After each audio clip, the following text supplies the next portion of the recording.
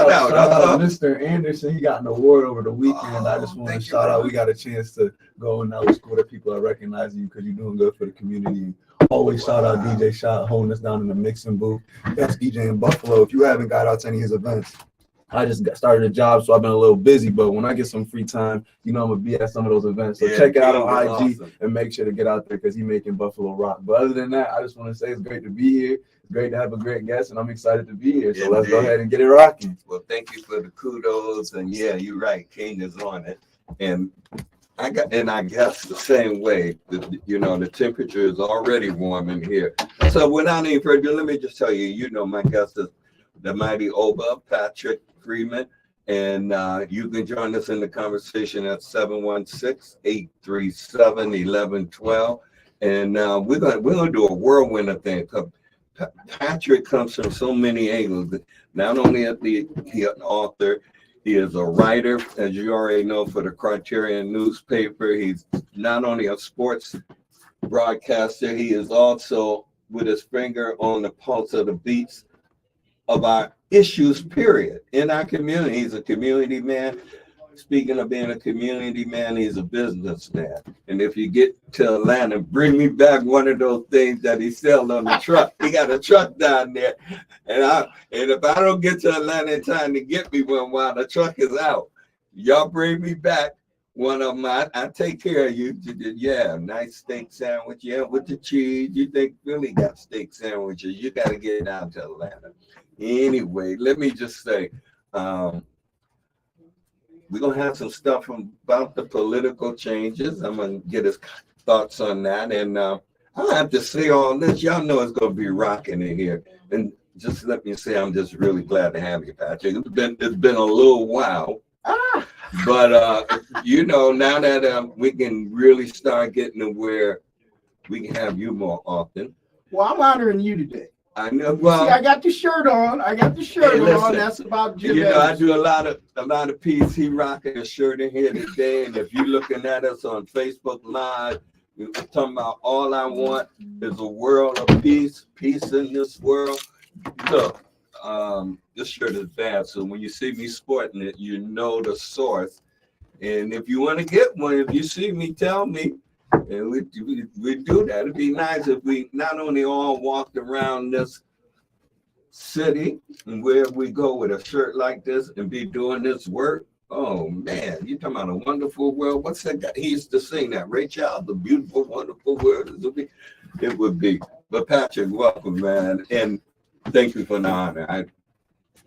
Words can't express it. I'm still Zooming. They joined me yesterday, Saturday, and I'm on another level of feeling the love around me and the empowering that it does. It's just, and thank you, community, for those that were sending shout outs on the Facebook and email.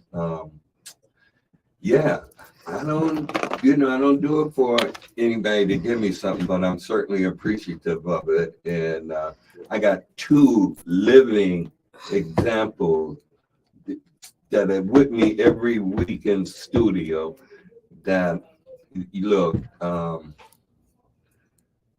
you don't find folks that just do that if they don't care about you.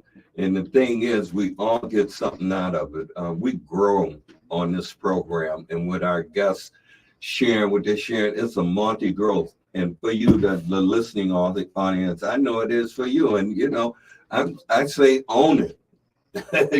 Own it. Let's soar. Let's make some change, because some change is needed. And with that, I'm shutting up again because I want to give Patrick some plenty of time to talk.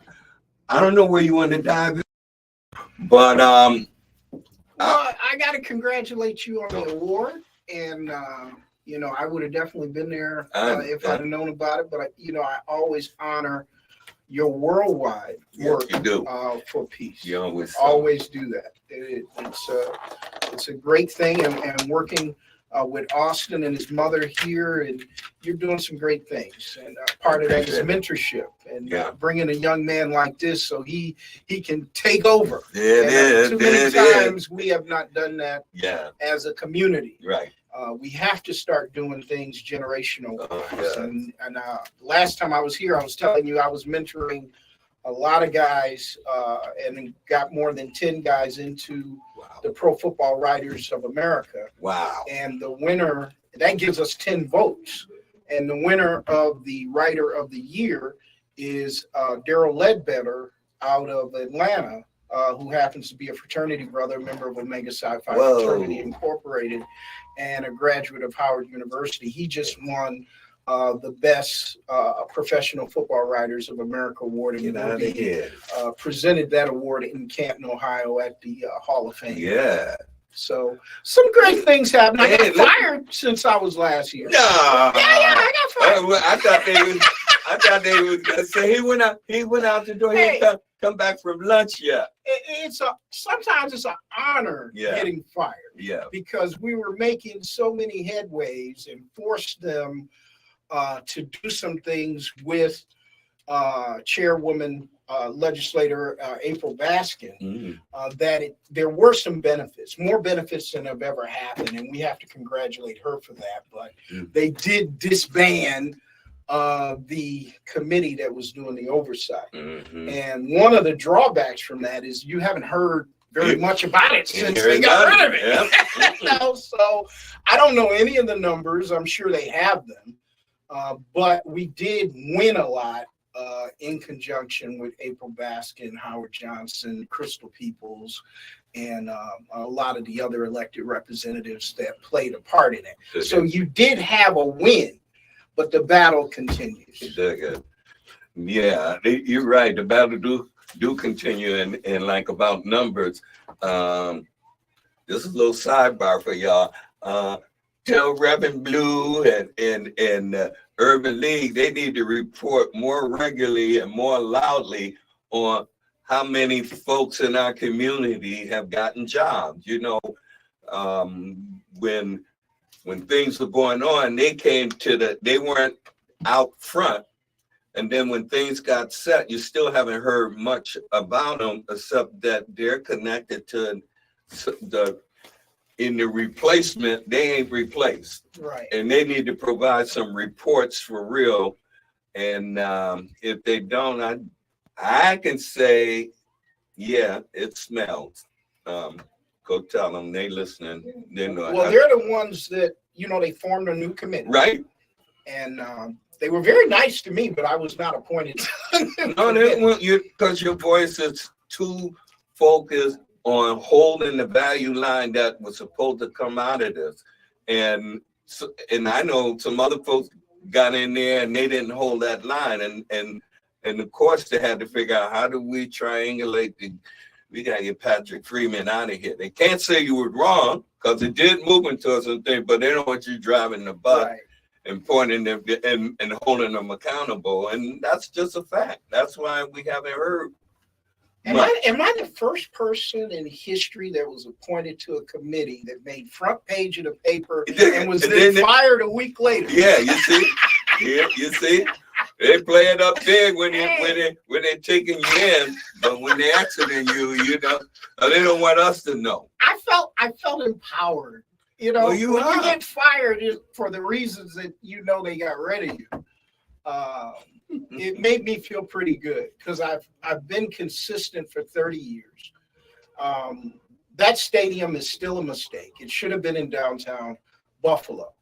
And you're seeing the benefits around the country of why a urban setting for a stadium benefits everybody, especially a young man like Austin, who has a tremendous amount of talent that can take advantage of more and more opportunities. And that's what it's about, creating more and more opportunities. Yes, and you're seeing Nashville has taken the model that we proposed for Buffalo and is now implementing it in Nashville, and they've already started breaking ground. They will get a Super Bowl. It'll be the first country music Super Bowl, because they have a centralized location.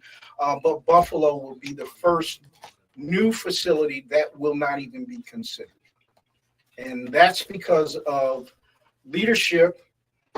Ownership must take responsibility, and ownership has still turned their back on black media. Do you hear any commercials on this station? Mm-mm. Do you see any ads in the Challenger or the Criterion? That's because they are not looking at black media for its worth. There's not even a Buffalo Bills store in the community. These 716 Buffalo stores, where are those in our community? Like, we don't wear Buffalo Bills gear. There's a significance in everything that you do. And one of the drawbacks in Western New York is they go with the flow, status quo policy and politics. And we have to continue to do what you guys are doing here on a weekly basis and a daily basis to continue to agitate and create change. Now, I want to go ahead and ask a question. I know we have a caller as well. And call any other callers that want to join the conversation. You can join in at 716-837-1112. Please don't wait till the end of the interview because we might not be able to get you in. But caller, if we want to go to them, caller, you are on the air. Good morning. Good morning. I want to congratulate you and your family on the celebration of the mom. And you did a great job with that. But the stadium here, you've been working on that for many years. What do you think that the major financial and commercial plan that you put out at the following Sunday? I'm sorry, caller. We were having some technical difficulties on our side. We need the DJ. We need help, but we still sometimes we be falling through the cracks. Can you repeat that again, just so we can hear if it was a question or a statement? Can you just repeat it again in like a short form? Yeah, I was just congratulating Mr. Freeman on his celebration of life for his mom. He did a great job with that, and also the stadium deal. What do you think the city and politicians is like the deal that Mr. Freeman has been putting up for years? He liked the picture that you did on your mom's. Oh, the program. Yeah. We honored my mother at Buffalo State on April the 20th. And I want to thank not only this station, but everybody that helped us honor mom. Mom is it. As you know, your mom is here. That's the way I am too. Yeah. And we had over 300 people there, and it was a great event. We've been releasing a little bit of the program at a time. But the caller, why they did not accept our proposal, that's a good question, because our proposal was private, and it would not have taken $2 billion of taxpayer money to get that proposal through. All we needed was taxpayer infrastructure. But the stadium was going to be a private investment proposal.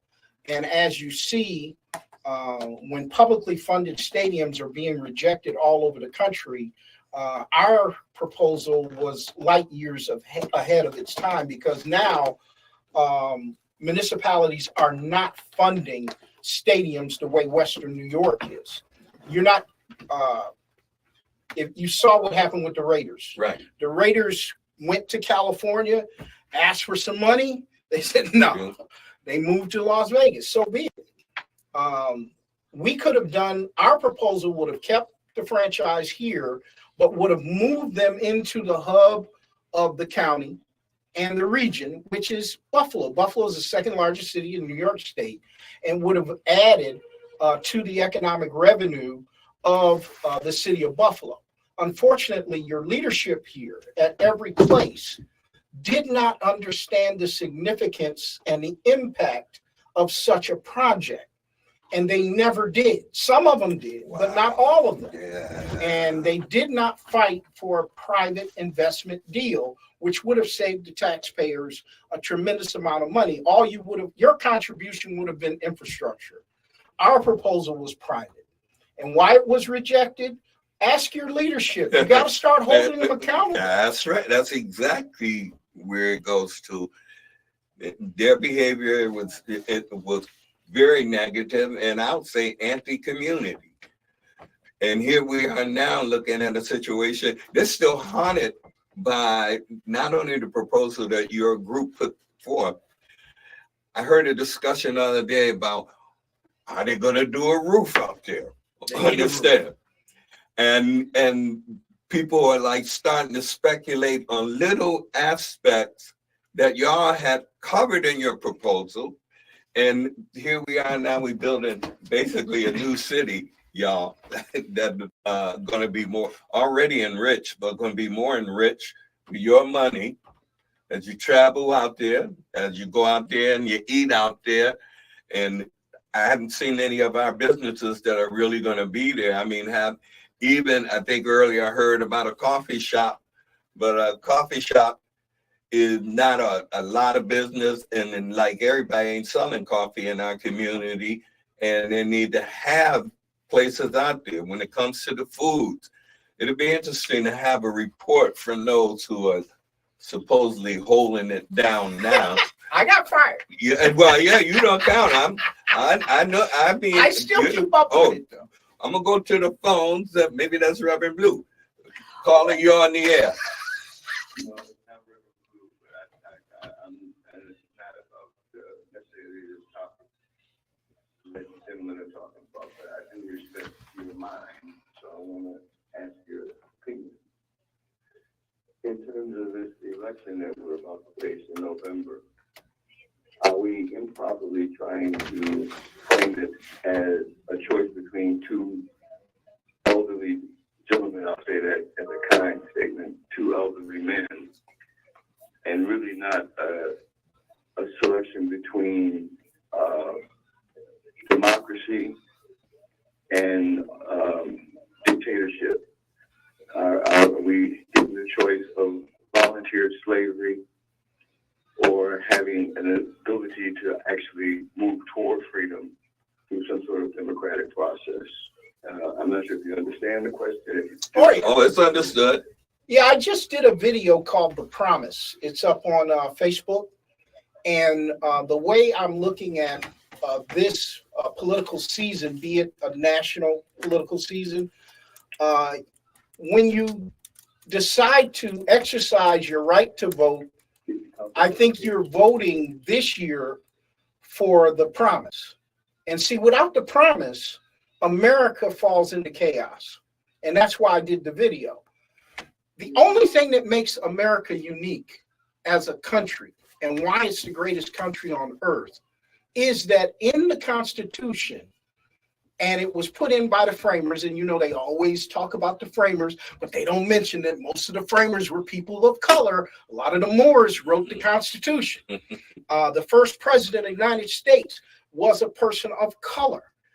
Those were the people that put in the Constitution of the United States when it was moved from the Articles of Confederation to the Constitution, the promise. And the promise is that America will always try to improve itself. There's a group of people that does not want America to continue towards the path of improvement. And you notice from January the 6th, it throws the country into chaos.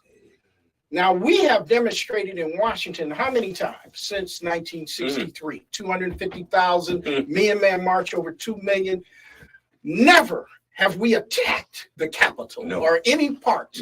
A matter of fact, after the Million-Man March, I believe the Nation of Islam, who was the primary sponsor, cleaned up the entire park. They did. And there was never an attack on the Capitol. That is because what has happened, there's a group of people that are attacking the promise of America. And the only thing that keeps us from fighting each other and going to war is the promise that you will improve. And that promise is built into the Constitution of the country. And if the country is not honoring the promise, then this country will implode and fall into chaos. That's why I did that video, is that you're not voting for individuals, you vote for policy. Politics is about policy, and it's very personal. Austin, if an elected official came and said, I need your support, and he said, I'm not going to support you continuing your program for your education and whatnot, would you vote for that person? Absolutely not. And see, we keep voting for individuals. Yep.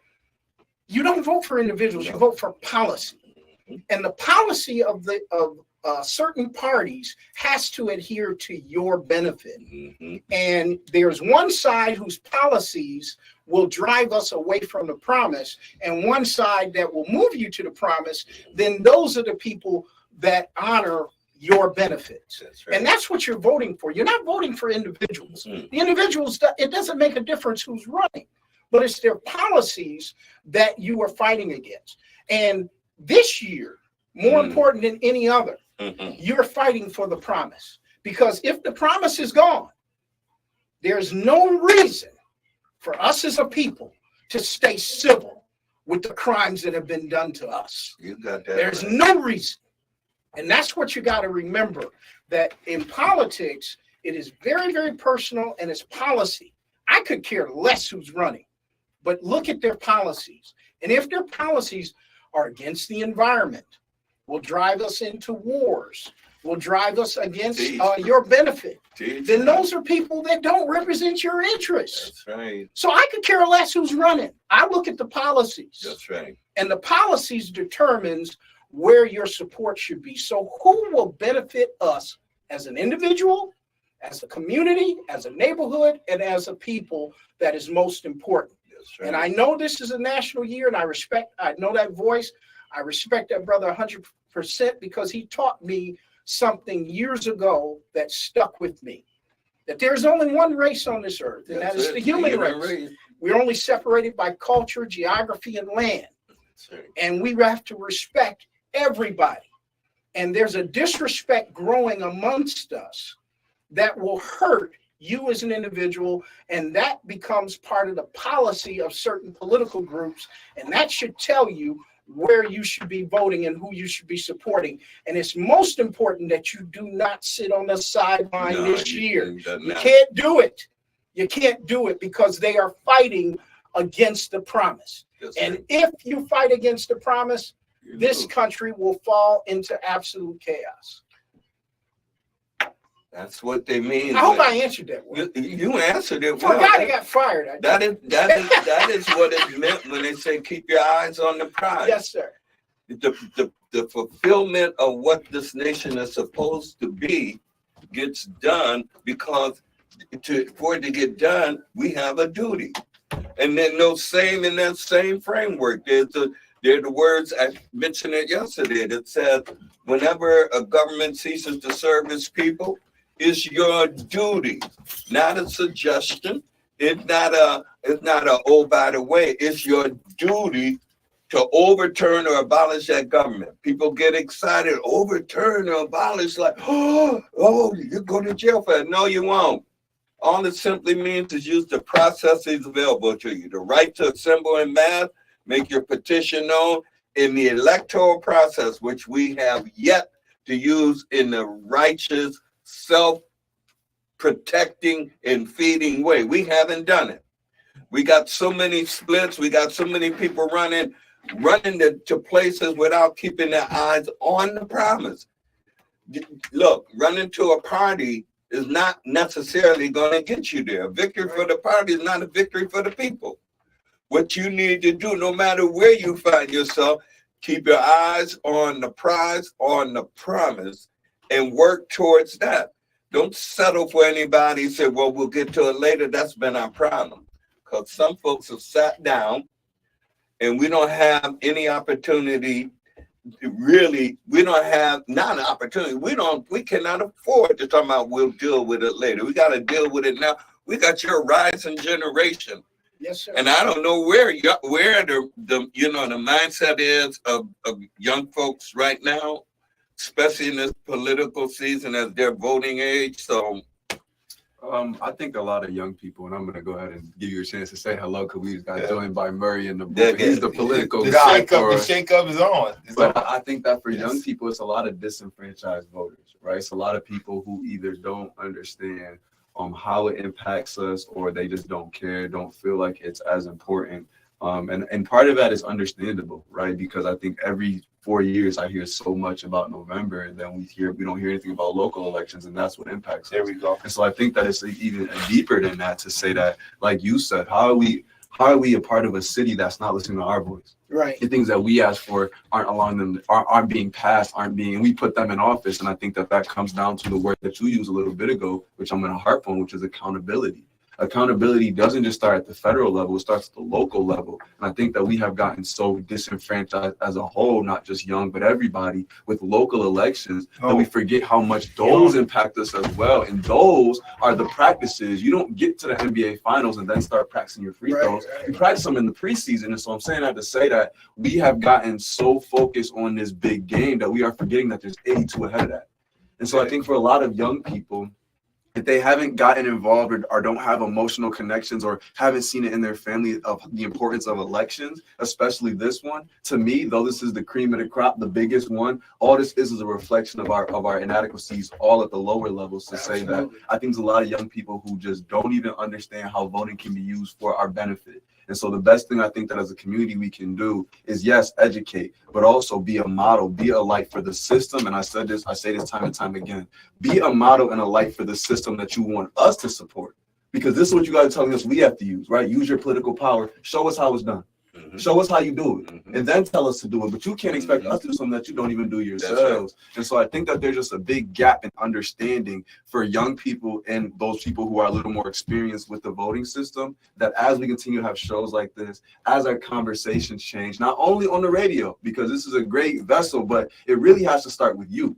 When you talk differently, when you're having different conversations, you're able to explain why you're voting like you said, like Mr. Freeman or like yourself. When you're able to explain why you're voting the way that you are, that helps younger people understand the value, how to do it, and the outcome that'll come with it. But I think that right now, our conversations and the ways that we look at politics, young people are lost because everybody else is. So here we go with the shake up on Jim Anderson show. I was here for the shake out. I was driving. I was hearing Mr. Freeman, go into that topic of, accountability and things like that there. And Brother Kamal asked a question about, because they're both old in age. But I know kings and queens, they be older in age as well. It's not the person that's the age why is the reason why we can't get things solved. It's because our young folks right now don't understand who they voting for. I just ran for the election here in the city of Buffalo. I'm just talking local. And people took a side in all the work that I have done. They didn't think about going across the line. It's the thing about certain parties just stay on the line. They don't think with their mind, they think with the line. And sometimes thinking on the line can cause us the right people to be put in place there. And I believe that sometimes our city picks the wrong people to do the job. And then here we go. And then they scared to come on this show to talk about what they're doing in our community. It's just the same thing like what you're saying with the stadium. In order for that to work, we got to get on the line. We have to go out here and recruit young people like Austin and at the 32 I have in my program that's willing to work and be able to do some things here instead of talking about it, be about it. And so here we are today on the Jim Anderson show talking, and you getting almost 4 generations in this room right now, and which is great to have. And Mr. Freeman, you've been doing great work. Not just because of the stadium, but the work you have crossed barriers and lines with the Buffalo Bills. No one has done it. Mookie is there following your footsteps. I said shouts out to him. I'm out there on the field as a sheriff now in Sheriff Reserve doing things. But the thing is with the election part coming to me is we have an election coming here in Buffalo that right now Senator Kennedy is now Congressman Kennedy. April Baskin is moving up. We having shifts going on, but do we have people to do it? And we're going to go to commercial. All right. Yes, so you know we live on the camera. But yeah, I think it's just for what you're saying, Mary. I think it's just like you said, a lot of young people are just lost. Even myself, as much as terrible as it sounds, like I'm not even as probably politically active as I should be, and it's because of, like we said, it is policy, it's not people. And I talked about that a couple of shows ago. There's been a separation from we used to vote on platform, now we vote on personality. and we just love how he says a certain thing, and we love how he comes and gives us hot dogs every election season. And that's how we end up in a city like Buffalo, where regardless of what party the political leaders are in, we haven't seen change. Right. Like in a while, my whole time I haven't really even seen change. I've been alive for 20 years, and I keep hearing old generations have been around for even longer than me talk about how it's the same as it's always been, how they don't see problems till it's the last minute. And so to me, I think we have to, as a voting population, like you said, learn how to separate ourselves from, yes, he may look like me, yes, he may be funny and make me laugh, but if he's not saying nothing of substance when it comes to his job, I don't want a fireman coming into the fire that's funny. I want a fireman in the fire who can do the job. And we don't have enough people who can do the job. They just sound good. And so well, that's one of the things about you raised the promise, and putting it out there is saying to everybody, when you look, you have to be organized to go after it. You can't just run, it can't just be wild and loose, everybody running. It takes us together. So that means we have to get organized. And that means we can't be afraid. Hey, we're back and we're still rocking. When it comes to keeping that promise, to get to it, it means we have to be organized together to do it. Because in the promise, it talks about the people as a whole. It has individual implications, but it's talking about the whole of the people. Right. And so to get there, you have to have an organized strategy how you're going to do it. So if I'm saying, I don't know what to do to get there, okay. If I don't know what to do, I don't need to keep crying. I need to figure out, how do I get the learning? Now there's some training there, but needed, because people can be, when you're calling them, it's like in some of them churches, they don't come. In some of those places where they need to show up, they don't step forward, and they know they need it. Or you get some, I've heard young people fake it till you make it. No faking. It's real training, and that's discipline. And in that, not only do you get how to behave in the presence of when you're doing some action, but also the development of your mind, that you don't have to run to the teacher all the time. If the teacher has taught you something, you're a teacher now. Our job is to teach someone else. But people practice what I call excusiology. They slack off. They say, oh, well, they don't want to learn. You hear a lot of people say young people don't want to pay attention, and young people saying they don't even want to deal with us. So and yet you don't see no hands reaching out. So when you see this opportunity calling forth, hands need to be reaching out. So young folks, what you're saying, what I'm saying, even if you don't see it now, what the conversation is saying and lighting up is the fact that we're in a moment of organizing. And if you really want to learn how to deal and work together, keep your eyes open for the substance of those leadership opportunities that you can get in with. Not everybody is rejecting you. That's one of the, look how we flow. That's energy, the same kind of aura, meeting aura. We were all where you were. And on up, we all been there, but we also have our own experiences of life. And when we share them together, we can find a common ground. And we know that none of us have made it to the promise yet. Yes, and trying to do it individually, you'll never get there. And I'll end by saying this, because when we have folks who will speak the truth, that to me is out of one of the books that not only tell some folks to do in season and out, but it says, how will the people hear without a preacher? And a preacher is not the one who got the Woolworth collar. Don't get mistaken on who a preacher is. And if you know well, people, they say, well, they're a preacher. Well, how they get to be that? Because somebody ordained them, somebody set up a group. I ain't mad about that. But I'm just saying, don't be fooled about who the preacher is. Because some preachers ain't preachers anyway. So we go back to the Mighty O. So how did you get the name Mighty O? Can you give it? Yes. I got it when we were on LaSalle at the radio station. Dr. Curtis Simpkins, when I first started doing sports in 1995. Wow. I was calling myself the king of sports. And he said, no, you're not the king. I said, I'm not? He said, no, you're more than that. I said, Yeah. He said, what do you mean? He said, well, you're the Oba. I said, Oba? Yeah.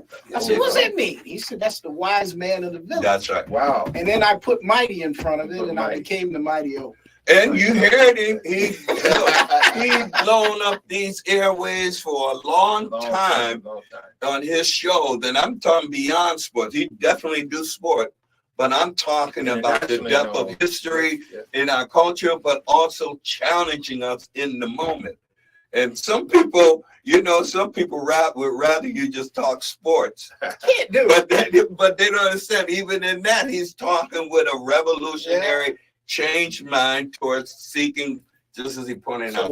When you talk about the stadium, and you have visited other stadiums in other cities, I believe that's where you get your information on how our stadium should be built. Absolutely. And I heard Jim Anderson talking about just the coffee shop, but what's happening is a lot of folks is not applying for to be a part of that program. And I've been going to a lot of meetings lately. Right.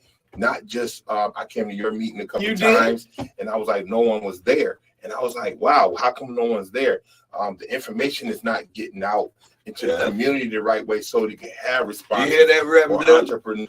You hear that, entrepreneurship for people to come there, especially youth, to say, how do I buy into the system? You just can't have Jan King there and then say we got minorities there. You got to have a place for us to be there, whether it be the young man with bow ties. They might want to come there and set itself up without the red tape. So as you travel and seeing other stadiums, what do you want put in here for us in our community?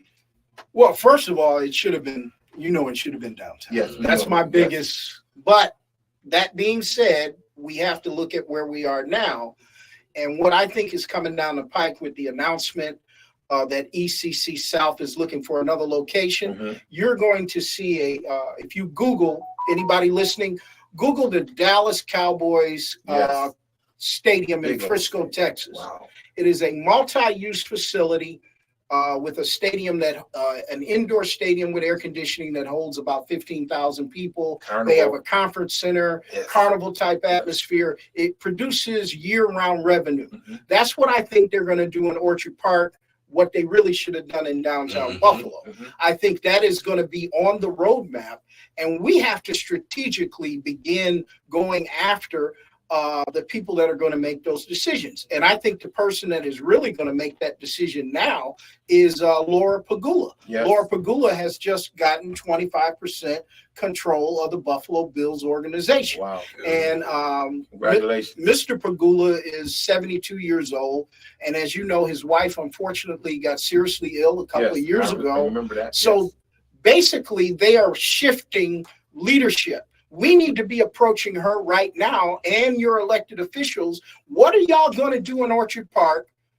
And you're going to make that a destination. We need to be a part of that right now.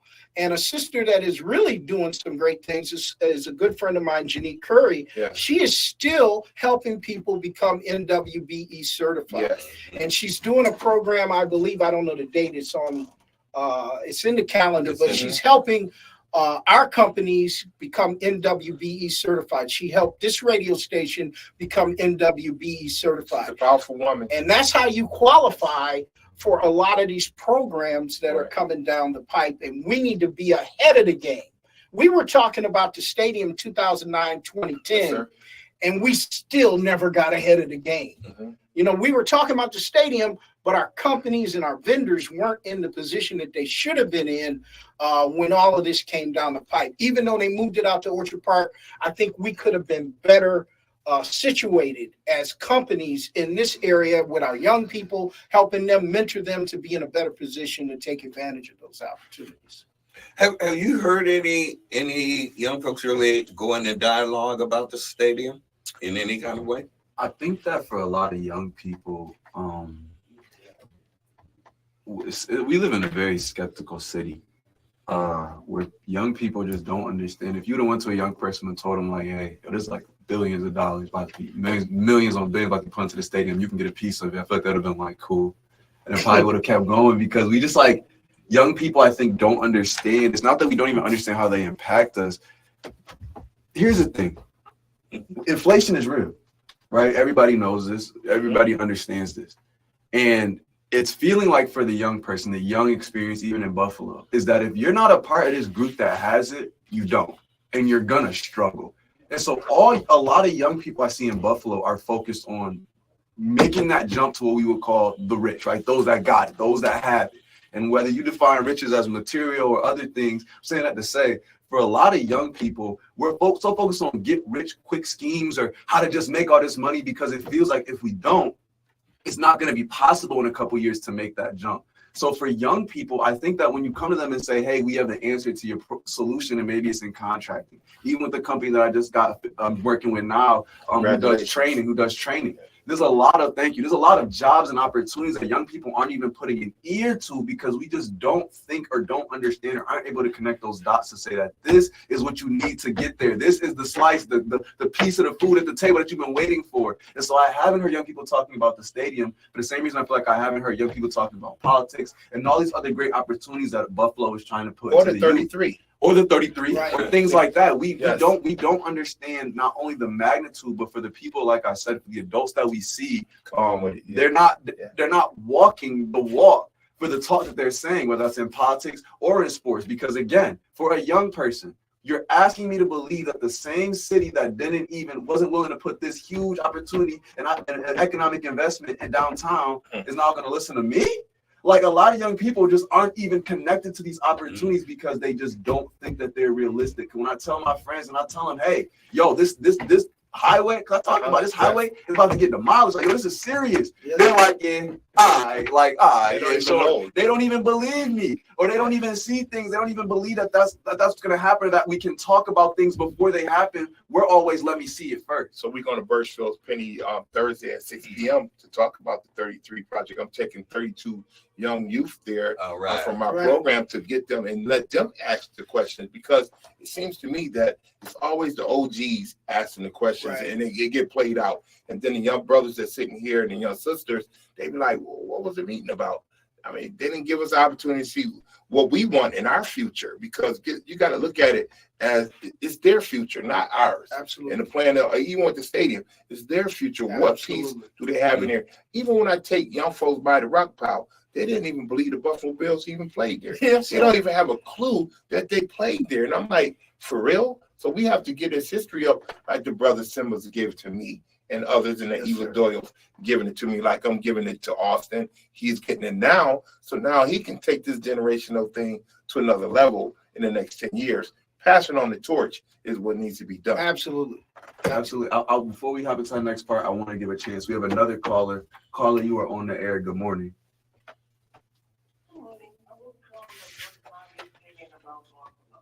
The reason Buffalo is so slow and behind, especially young people, because they have full ideas. You need to have somebody to come in here with fresh new ideas, come in here with a source. I've known 10 to 15 young people between the ages of 20 to 25. They got fantastic offers out on Facebook. Why don't they have that here? Because they get on the radio, they will talk, they won't do something. That's number one. Number two, and something like that. Okay, like look at the town garden. They should have like some kind of a monthly meeting over there, like rent one of those buildings over there, one of those buildings over there. Have a monthly meeting. Have the young people come in there and talk what they want and what they need to do and stuff like that. Have mindful educational programs. Like, okay, play tennis, play golf, or math, or something like that. But I mean, you're getting on the radio, talking every single week and stuff like that. Well, Buffalo's not doing. They're not going to keep doing that. 10 to 15 people I know had to leave Buffalo. Why? Because of the job market. It probably was here doing stuff like that, but they didn't get the right information. So, like, I would really blame them. You know, pack your stuff up and go. But like I said, you got to get people to come in with fresh ideas. It's nice to get on the radio and talk once a week, but it'd be even better though if you go out in the community and have a community once a month and we young people want. Well, we're doing that right now with our organization, Stop the Violence Coalition. We meet every Friday at Meriwether Library from 4 o'clock to 5:45, and there are youth that's there every Friday talking about this, and also We're right now trying to connect with St. John's Baptist Church with the Buffalo Black Billions. We're getting ready to put 10 young folks over there in entrepreneurship training and going from there. So we are meeting them. It's not just you got to meet. It's got to have something to give them. Even when they go for OSHA certification. You got to have power though. Too, well, because words come out of your mouth and they don't say nothing. Okay, that's good what you're doing at the what's at the library on Jefferson, but now you have flyers at the library downtown. Well, I have them all over, ma'am, and I'm saying to you. I don't see them. Well, I don't see them. Okay, ma'am. So you can go to our website and you can see them as well. But I'm saying to you, in order for me to reach you, listen, ma'am. Can I say something? Okay, I'm saying the library, our hub is down on Jefferson Avenue. The main library has a piece, and we have peacemakers in there as well. So they're giving out information as well. They need paperwork now to tell them kids to go there and learn. Okay, I'll get that out to them. We'll do that. We'll get it out to them. People never know when they be talking. People be out there looking, and I be looking to try to see and stuff like that. And yes, this is what I get. What are the peacemakers? They're down there to stop the violence. Okay, tell the kids about the program. We are. Stuff like that that's going on. Can I speak can I reply as a young person? As the young person, I'm gonna reply, and this is what I'm understanding. Thank you so much, caller, because I think that's so true. And this is what I'm understanding as a whole. Our conversations as a community need to change. This is what I'm saying. Our conversations as a community to change. Flyers are great, but if I need flyers as a young person, for me to believe that my voice matters, we're already losing, right? We need, it's not the flyers, it's not organizations, it is the conversations that everybody is having. We're not having progressive conversations, we're complaining.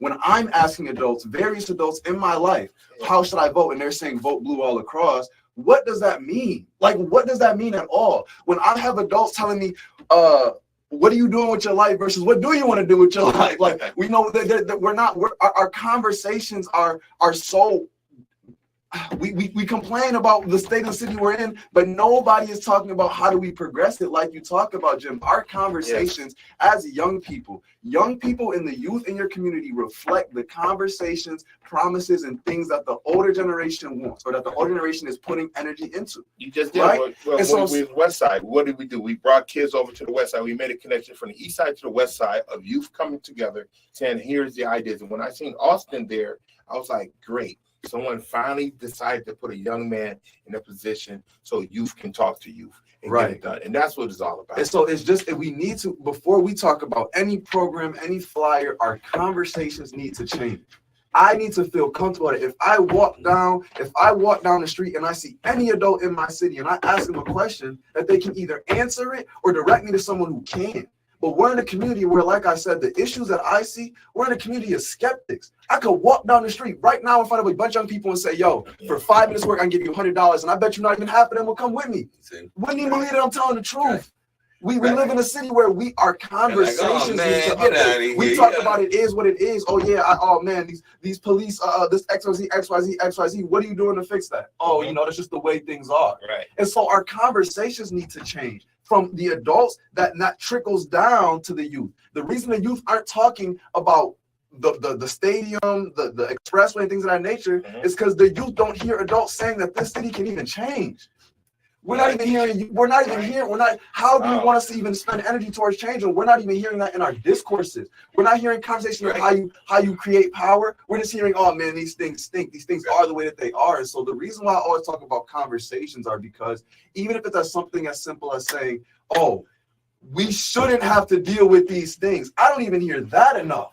People just say it is what it is. And so I'm going back to, yes, flyers are great, but flyers are one aspect of a bigger piece, which is our conversation needs to be like for an organization like Stop the Violence, it should be, oh, violence in Buffalo is bad, but there are opportunities and resources to help it. I don't hear that last part. All I hear is that violence is bad. And that's why you have a youth that is inactive. You're reflecting what is the heart of the problem.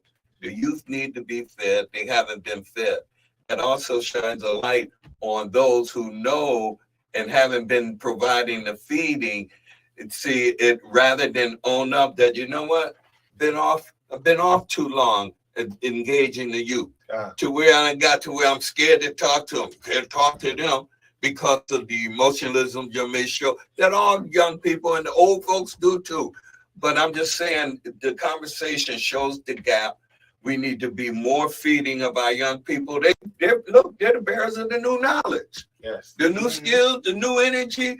And if we feed them and make them feel like they are ours, we're going to see a different kind of behavior. But if we keep saying, oh, they don't care, we're just excusing ourselves from even trying to do anything, we won't get nowhere. I'm going to shut up on that because, Patrick, I got to ask you about the big game. Oh, Yeah, y'all, that's the big game. book. Which one? That's Which my one new now? book. Yeah, that's Big right. game. One of the many books he's written. This is the newest one. Yes, The big game. maximizing the big game. is my new book. Maximizing the big game. I can't use a certain word because the NFL copyrighted it, but it's about my 24 big games of coverage of the Super Bowl. Wow. So it's not in any of the language of the book. I say the big game, but I released that book on Super Bowl Sunday while I was covering the Super Bowl in Las Vegas. And everything we're talking about with the stadium, I saw in Las Vegas, right on the Strip, right in downtown, hundreds of jobs created, opportunities created for young people. That's what we were talking about here. And basically from my 24 Super Bowls that I've covered. 24. Yes. 4 of them what happened? Well, I never covered one with the Bills. What? I started in 2000. My Right. first Super Bowl was the Tennessee Titans against the St. Louis Rams in Atlanta. And that was my first Super Bowl. And I want to thank my good friend, Miss Sheila Brown, Yes. James Pitts, the late Beverly Gray, Charlie Fisher, the third. They did me a great service in helping me get to that first Super Bowl, and that was 24 years Why? ago. Because there was no minority. No, the or- NFL would not allow me in at first. Wow. And it took a Red couple tape. of weeks of me fighting. And finally, he just retired. His name was Pete Abbatante. He was the vice president for the NFL. And he called me after all of my protesting and calling him night and day to let me in.